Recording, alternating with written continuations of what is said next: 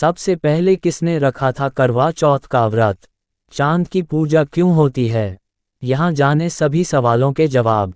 करवा चौथ का व्रत हर साल कार्तिक माह के कृष्ण पक्ष की चतुर्थी तिथि को रखा जाता है। इस साल ये तिथि 1 नवंबर को पड़ रही है।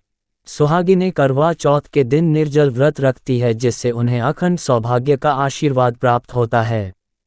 मान्यता है कि महिलाओं द्वारा इस पर्व को करने से इनके पति के सारे संकट दूर हो जाते हैं और दीर्घायु होते हैं।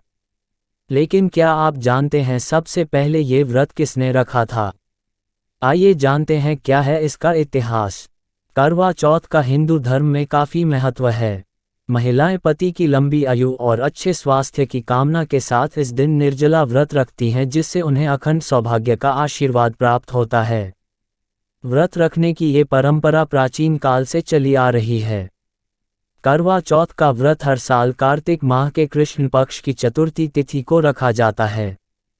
कार्तिक माह के कृष्ण पक्ष की चतुर्थी तिथि 31 अक्टूबर को रात 9:30 पर शुरू होगी और 1 नवंबर को रात 9:19 पर खत्म होगी। ऐसे में करवा चौथ का व्रत 1 नवंबर को रखा जाएगा। सालों से सुहागिन महिलाएं करवा चौथ का व्रत रखती आ रही है। लेकिन क्या आप जानते हैं कि ये परंपरा कब से और कैसे शुरू हुई? आइए जानते हैं सबसे पहले किसने रखा था करवा चौथ का व्रत और क्या है इससे जुड़ा इतिहास। मान्यताओं के मुताबिक सबसे पहले करवा चौथ का व्रत माता पार्वती ने भगवान शंकर के लिए रखा था।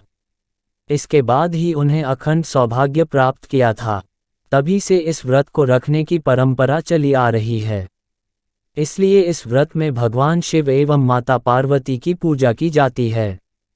हालांकि कहा यह भी जाता था कि एक बार ब्रह्मदेव ने सभी देवियों को अपने पतियों के लिए करवा चौथ का व्रत रखने के लिए कहा था, जिसके बाद से ये परंपरा शुरू हुई। इससे जुड़ी पौराणिक कथा भी प्रचलित है। जब देवियों ने रखा व्रत।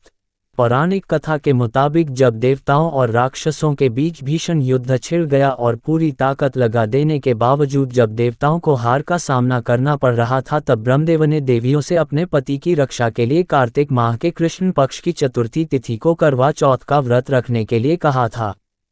माना जाता है कि इस व्रत के प्रभाव से ही देवता असुरों पर विजय प्राप्त कर सके थे। इस खबर को सुनकर देवियां काफ़ी प्रसन्न हुई और उन्होंने अपना व्रत खोला। तभी से पतियों की सलामती के लिए इस व्रत को रखा जाने लगा। द्रौपदी ने पांडवों के लिए रखा था करवा चौथ का व्रत। महाभारत में भी करवा चौथ के व्रत का उल्लेख मिलता है। कहा जाता है कि जब पांडव नीलगिरी के जंगल में तपस्या और भ्रमण कर रहे थे, तब द्रौपदी ने भगवान कृष्ण से अपनी परेशानी बताई और पांडवों की रक्षा करने के लिए उपाय पूछा। तब भगवान श्री कृष्ण ने द्रौपदी को करवा चौथ का व्रत रखने की सलाह दी, जिसके बाद पांडवों की सकुशल वापसी संभव हुई थी।